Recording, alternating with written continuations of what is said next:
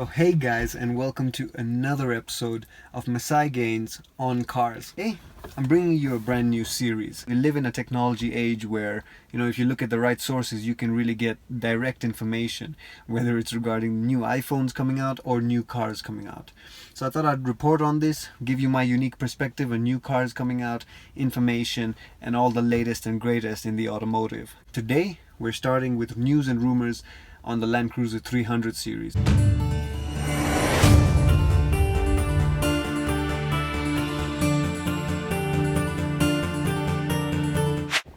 Alright guys, so let's begin this segment. Got the trusty iPad over here. Toyota was expected to release the fully remodeled Land Cruiser in early August 2020. So the current 200 series, which we know has been commissioned since September 18th, 2007. Well, this platform is still running to date. In 2020, we're still running that same platform. The Land Cruiser name in general is one of the most trusted brands from Toyota in terms of off-road, in terms of body on frame construction, and really a tough platform to go off-road anywhere in the world. And Land Cruisers are renowned everywhere in the world, from Africa to Australia. The Land Cruiser name is synonymous along overlanding people and off-roaders and people who like camping, people who like the outdoors, and just adventure in general. Expectations will increase as the generations change, but a hybrid is set for the next model. So what we're learning, the news source, this is a reliable news source from a Japanese car magazine, and they had stated that the Land Cruiser 300 series was coming in August of 2020, and that got bumped. Now I believe that got bumped because of the virus and all those things that came up. But before we dive deep into these rumors and how the Land Cruiser 300 series is shaping up, it's good to take you on a little timeline of the Land Cruiser in general and where it's come from. First Land Cruiser that came out was almost an exact replica of the Willys Jeep in the USA, which was so popular in the off-road, and they basically called it the Toyota Jeep. Okay, and it was a very boxy vehicle.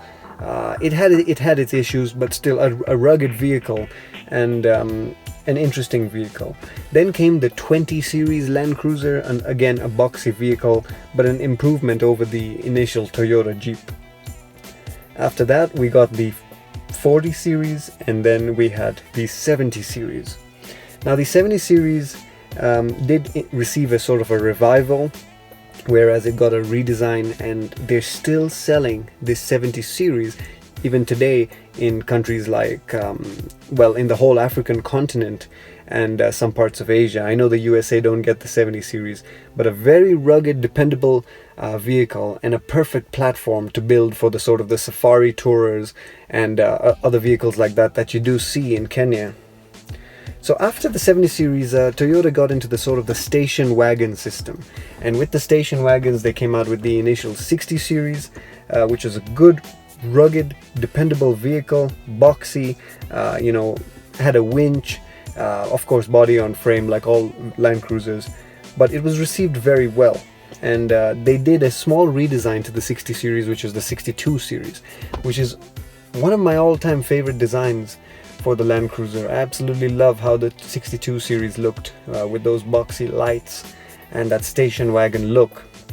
But after the 60 series, we of course got the 80 series, which was still solid axles in the front and the back, so still a very dependable vehicle, but of course they rounded off the very boxy look, and they made it a bit more approachable, a bit more for the masses.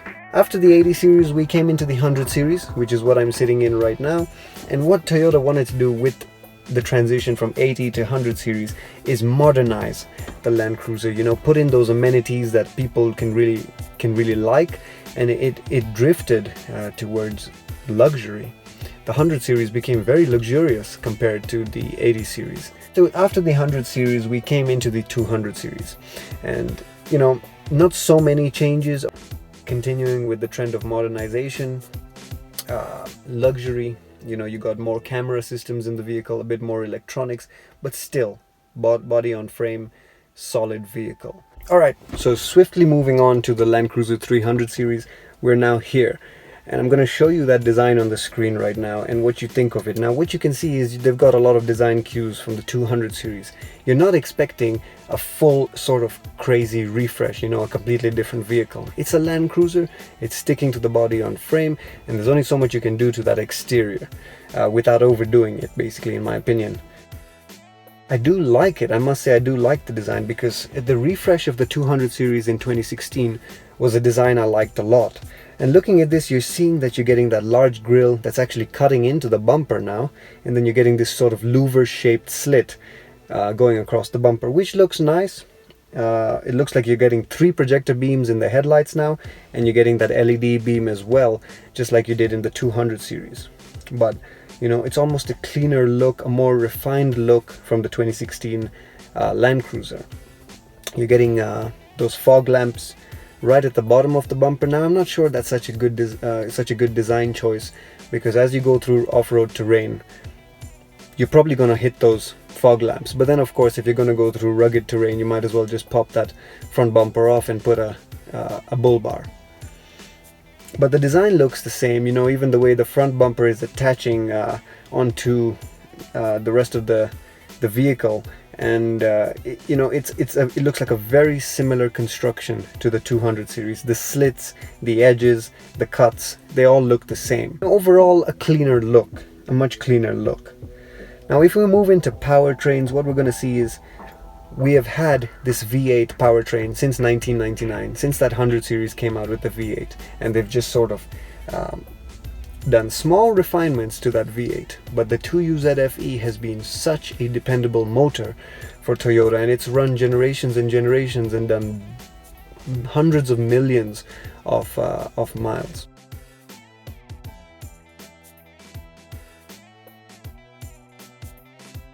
The current 4.6 liter V8 is supposedly going to be changed to a 3.5 liter V6. And it's also purported that we're going to get a hybrid with this V6 model. You're going to get an option that you could take it with a hybrid. But we are getting a bump down. So same thing you saw with the Ford Raptor, where they had that sort of 6.2 liter V8. And then, you know, the redesigned generation, they cut back on the V8. They put one of their EcoBoost engines in there, and it was cut down to a V6, of course.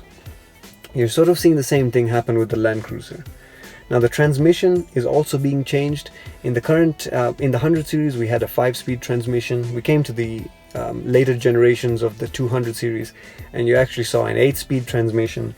Now we're getting news of a conventional 6-speed automatic, which is going to become a CVT transmission. And it will of course be combined with the full-time 4-wheel drive that you expect, the 4 high and the 4 low. Now I'm not so sure I'm happy with a CVT transmission, because I know these can have issues, but it is Toyota, and if they're going to put a system like this in their most expensive vehicle, it better damn be dependable. So we can hope for that.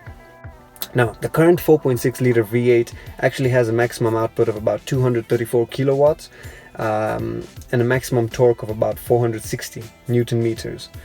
The 3.6 liter V6 hybrid unit that we're saying we're going to get is going to have 220 kilowatts and 356 Newton meters of torque. So the numbers are slightly lower. So power will be slightly down, but that amount is fully covered by motor assist operation and body weight reduction. So the hybrid unit itself, I believe this is that 3.5 liter V6 hybrid unit that is in the current generation Lexus LS. And in terms of rim sizes, we're looking at a 20-inch, an 18-inch, and a 17-inch.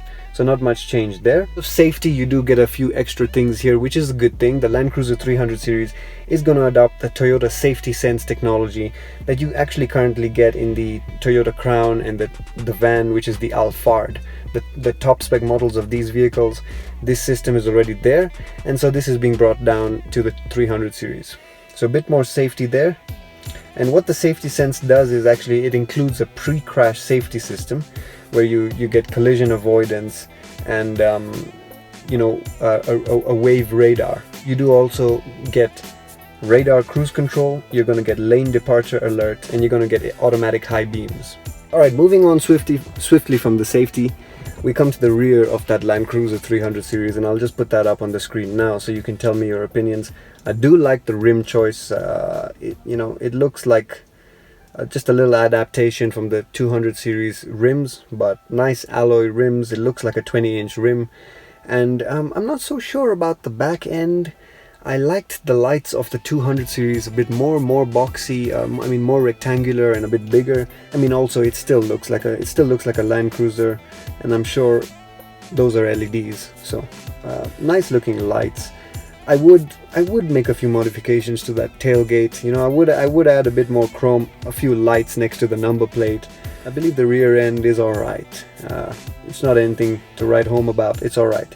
But you can see the side profile of the vehicle from this image, and you can see those flares, how the sides, basically the wheel, above the wheel arches, you can see those flares and that boxy rectangular design.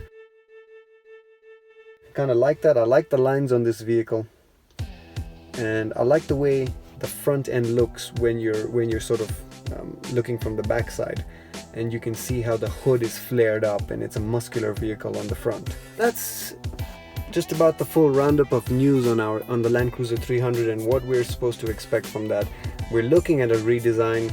We're looking at an engine downsizing. You're no longer going to get that V8. So what I'm sitting in here, the Land Cruiser Cygnus with that 4.7 liter V8, I'm going to cherish this one for a bit longer. But it is Toyota, so I'm sure they're going to do a good job with it. A 3.5 liter V6 is by no means bad. I had a 4 liter V6 in my Prado, and that thing was quite powerful, but that thing is lighter than a Land Cruiser. So and with the rumors saying that power is going to be a bit down, the vehicle might suffer a bit.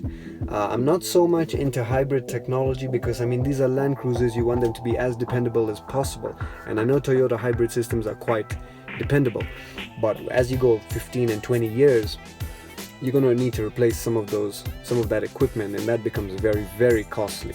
In terms of overall design, it looks like a good refresh, and I'm sure in terms of interior we'll get a lot of nice changes.